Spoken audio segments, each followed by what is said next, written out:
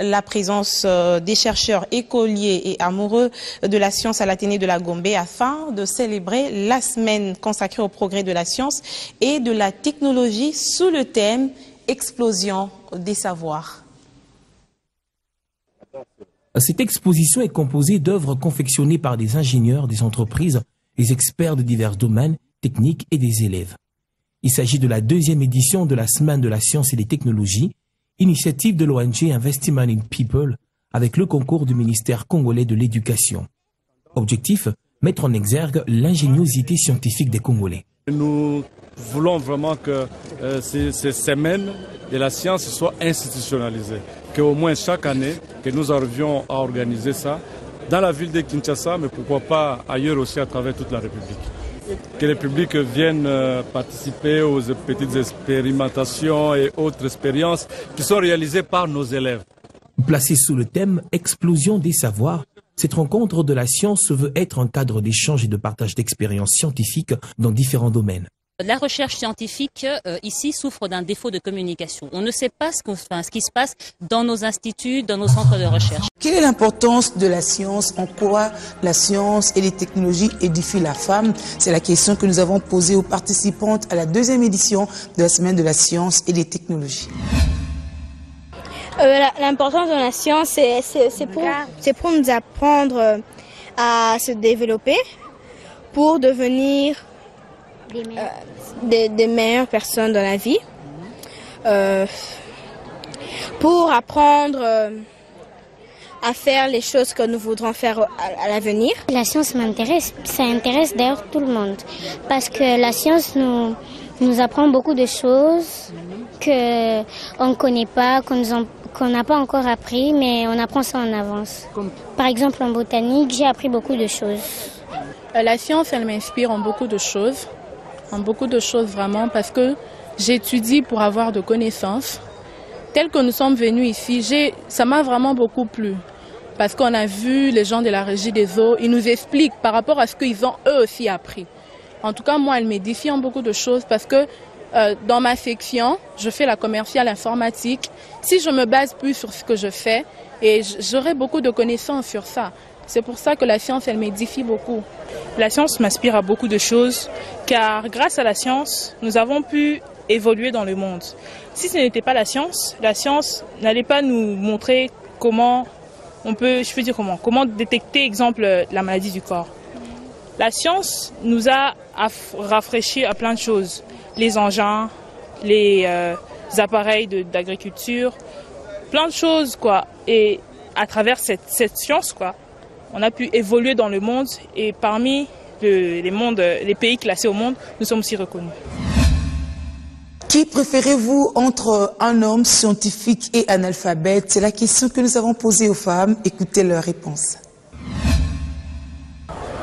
Là, il n'y a rien à dire. Je prends un homme qui est évolué, qui connaît, qui a la science. Parce que le monde a évolué aussi. Il y a la nouvelle technologie, il y a le modernisme. Comment rester encore primitive pendant que les choses évoluent? Avec celui-là, nous serons à la page. Mais avec celui qui ne connaît pas, on ne sait pas évoluer. Par rapport à un homme qui est analphabète, il ne sait rien du tout. Rien du tout. Comment protéger sa nature, comment protéger son environnement.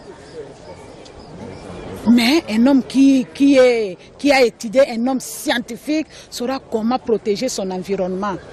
Ok? Surtout pour les problèmes de réchauffement climatique. On nous dit que de ne pas couper des plantes. Si vous coupez des plantes, il y aura la chaleur, beaucoup de chaleur. Mais un analphabète ne sait pas ça. Il coupe en désordre. Mais un homme scientifique va protéger les plantes pour qu'on ne puisse pas connaître les problèmes de chaleur, par exemple. Je préfère un homme scientifique. Pourquoi? Car il est développé en tout. Un homme analphabète ne sait pas écrire, ne sait pas répondre à d'autres, ce dont on appelle des questions. Il ne sait pas identifier quelque chose correctement. Mais une personne, un homme qui connaît la science, il sait identifier comment faire la part des choses, évoluer dans la vie, quoi. Parce que non, sans la science, il n'y a rien. Sans la science, vraiment, il n'y a rien. À l'inverse, l'homme a aussi le choix à effectuer entre une femme scientifique et analphabète.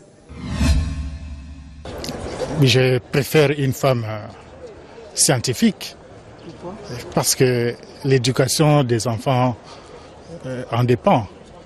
Hein? Lorsque les enfants viennent avec les devoirs, avec les travaux à la maison, la maman, la femme doit être capable de donner des explications aux enfants, à leurs travaux qu'ils amènent à la maison. De deux, les niveaux de réflexion, les niveaux de raisonnement, comment raisonner, comment voir les choses, comment avancer la famille. Donc je pense qu'une femme qui a étudié est beaucoup plus avantageuse. On se poserait bien la question de savoir c'est quoi les avantages d'avoir une femme scientifique à ses côtés dans son ménage. Apparemment, ce n'est pas particulier à entendre ces femmes.